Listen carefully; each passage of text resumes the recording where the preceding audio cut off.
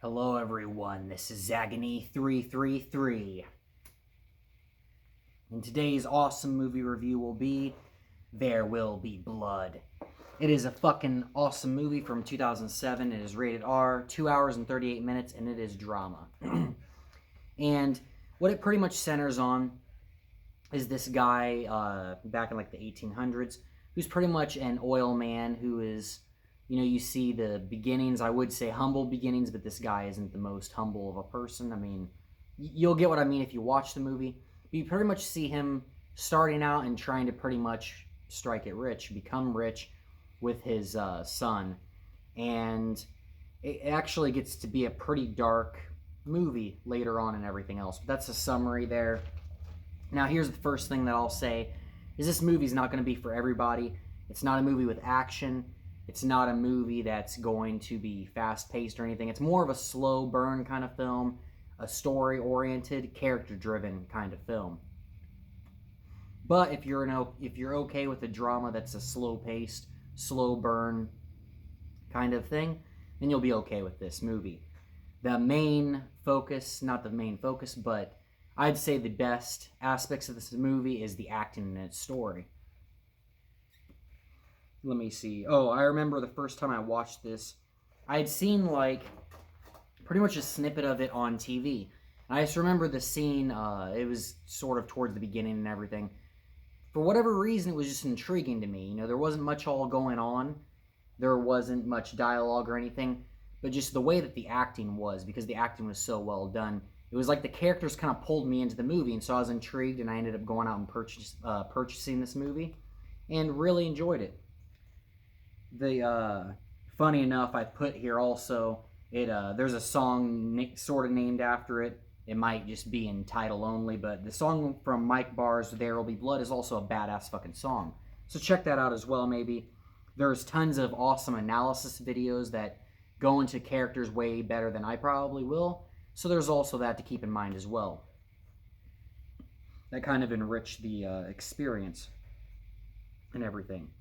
But the main, draw here, I'd say, is Daniel Day-Lewis's performance as Daniel Plainview, which is the main protagonist. I almost said antagonist. But in a way, he is an antagonist because he ends up to become a pretty reprehensible person throughout this movie.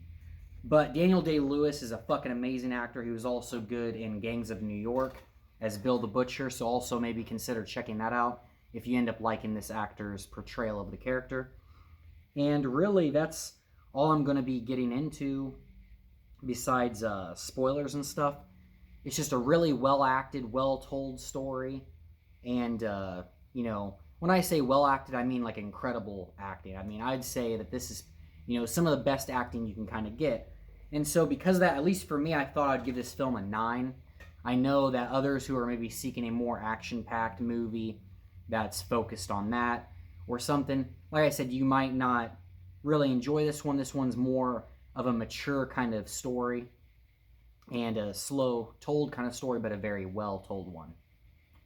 So for anyone else who wants to maybe check this movie out or proceed with their day, peace. And for anyone else who wants to hear some thoughts on the story, on its characters, any of that other stuff, stick around because we're going to be getting into some of the darkness of this film. Now, let me see the first thing I'm going to mention here. So to me, what this story overall kind of is, when it comes to Daniel, is it's pretty much about a man consumed by greed and the need to be the best. And he's basically driven insane by it through the course of time. And that's kind of what you see in this film. And the other thing I thought I should mention is, I don't know what it is, but when it comes to openings of films, usually if a movie has an opening that's without much dialogue at all, or any dialogue, for instance, The Good, the Bad, and the Ugly with Clint Eastwood is a fucking great Western, one of the best Westerns ever made. This movie is the same kind of thing. There was quite a bit of time in the beginning where there was not even a word said and everything. And I don't know what it is, but there's usually an indication there that it's a great movie whenever you see one that's like that.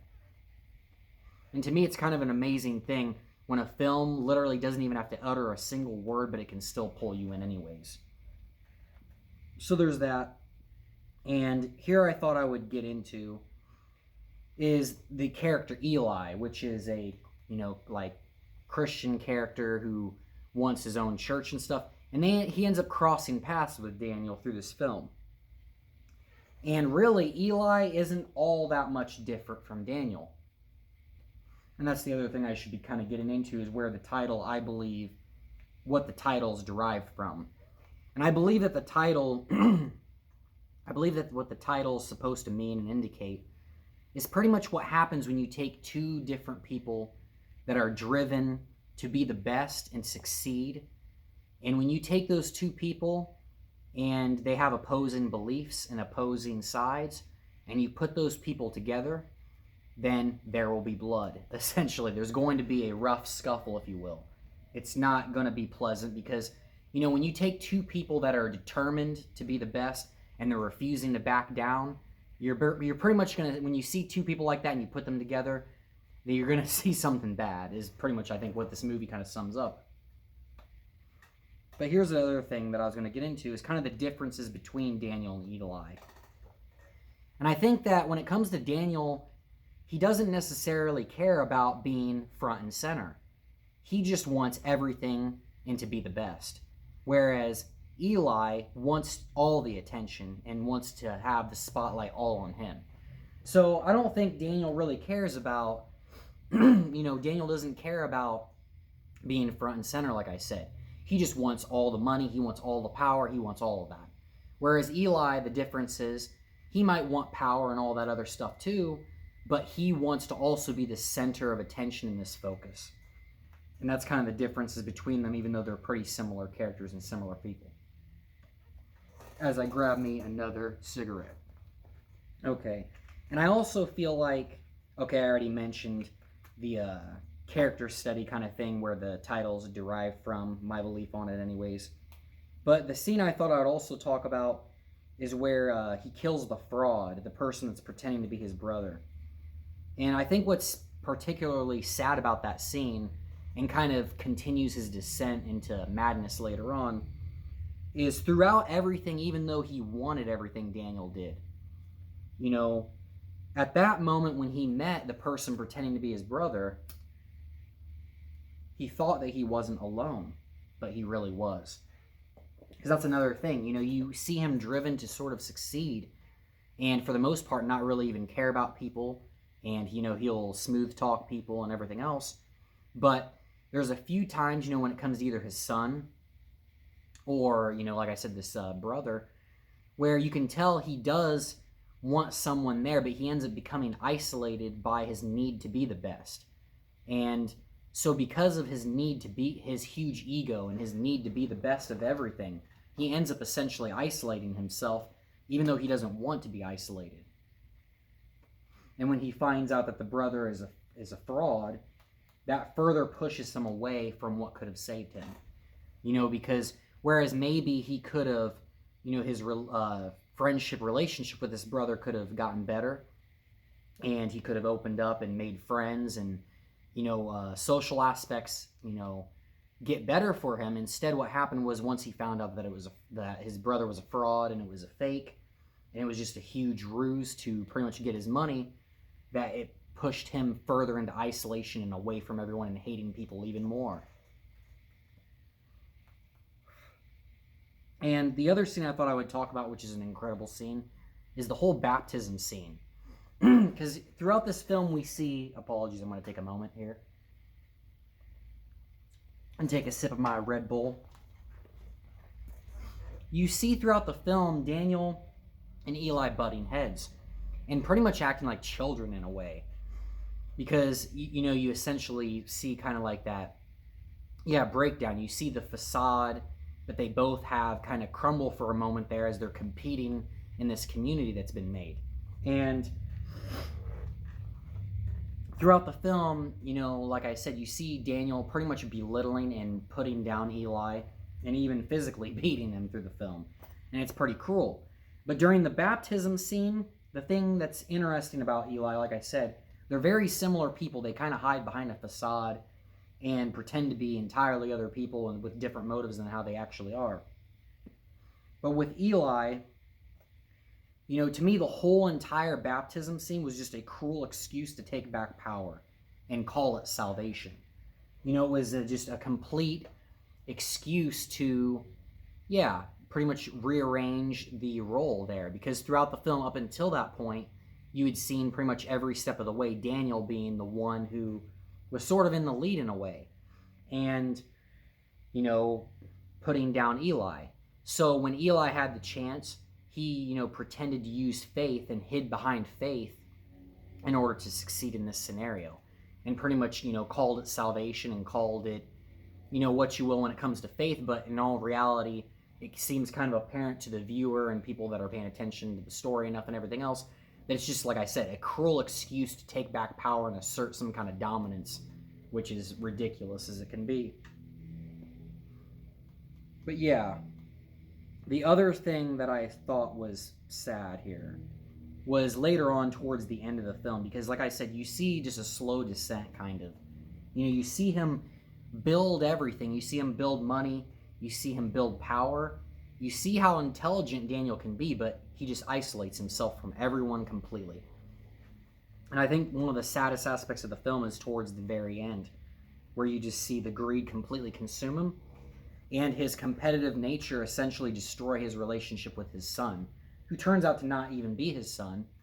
But still, you know, instead of viewing his son as a son since he raised him, and willing to, you know, share that fortune, share that power, and basically be a family like it always should have been, you see that competitive nature completely consume him in the end, and his need to be the best pretty much destroys the last person in his life that he cared about.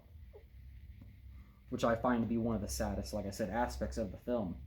Because it's a pretty, it doesn't seem like it could be a dark one, but it's a pretty dark film. And another thing I thought was in a way sort of amusing is then, of course, Eli returns after that, which is like one of the worst times that Eli could possibly fucking return, is after he's lost literally everything that he cares about, which is what I think sort of propelled him into murdering Eli in the end. Because, yeah, that's where then the title finally kind of comes into play, is when he finally loses what truly mattered to him, which wasn't the money and wasn't the power, but the people that were around him, the very few that he actually cared about. That's what I think further pushed him over the edge into not caring, and he just gave into that whole dominance kind of role there, where they were competing their entire lives. That's what I believe sort of pushed him into killing Eli and finally having enough with everything.